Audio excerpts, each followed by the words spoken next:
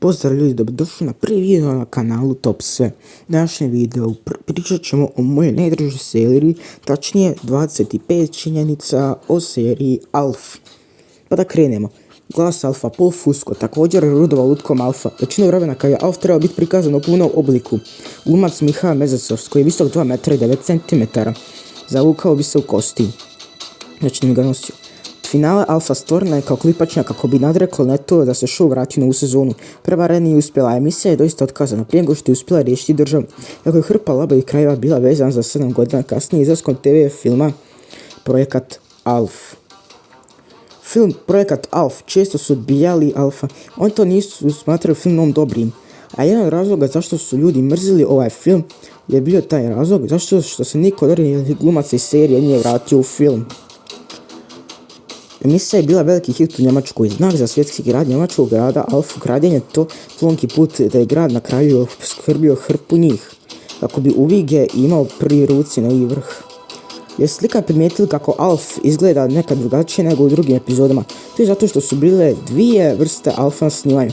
Prva kad bi Alf trebao biti prikazan u gornjem obliku, a druga kad bi se trebao prikazati cijeli Alf. Beba Erik došao u seriju kada je Annie Shaden, koja je glumila gospođu Tanner u seriji, bila zatrudnela.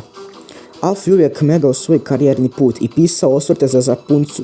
Zapunca se zvala jednom svijetu kojim se trebala nadati. Alf je od Pove imao dvije sestre, Pola i Punu. Puna sestra Augi pomenula se u crtiću, a Pol sestra Danja pomenula se na kartama. Alf je krajem 80-ih dobio ovidni set kartika za tijelo. Cijelu seriju koju je izdao Tops, nekoliko karata bile su parodijske sportske karte koje su parodizirale Alfov omiljeni sport, Bully Basketball. Alf je bila prva televizijska emisija predstavljena u Dolby Surround zvuku. Alf imao 8 želudaca, pa nije ni čudo da toliko jede. Alfov rođen je 28. oktobra 1756. Alfov matični planet Melmak imao je zeleno nebo i plavu travu, ali sunce je bilo ljubičasto. Postao predsjed sagrađen je na platformi koja je bila 4 metra iznad tla, tako da je Paul Fusco mogao marionetu Alfa bilo gdje na pozornici. Fusco je korišten iz zatvornih vrata, da bi marioneta Alfa bila uokolo ponekad i trebalo sam scene. Alf set oblikovao ekipio napetosti i nevluba. Tehnički zahtjev programa posebno su se nosile na javnom mjestu, kojeg su mnogi ljudi mrzili igrati neživu lutku. Često se koristila marioneta za probu kako bi se češće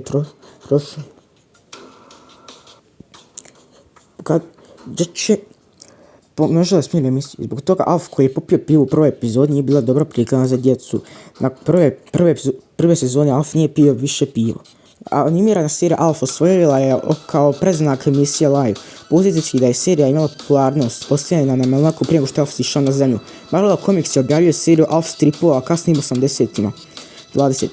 Paul Fusco navodno radi na potpuno novom akcijskom igranju temeljeno na CGI Live u serijalu Sony Pictures Animation sada je vlasnik prava. Alf se pojavio u brojnim popularnim televizijskim emisijama. Skočio je dalje Matlock, Cvijet i Hollywoodski tragovi među ostalima.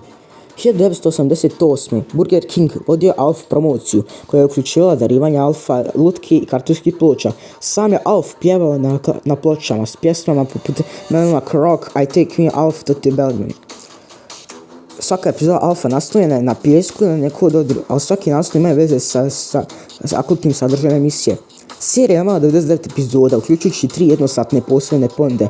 Te su epizode podijeljene na 2 dijela, zbog toga Alf imao 102 epizode. Melmac se nadio 6 parseka pored Superclass Hydra Century, barem dok nije raznijela nuklearna bomba. To je bilo to od ovog videa, ekipo, jasno da su živjeli, opalite like i subscribe za drugog videa, pozdrav!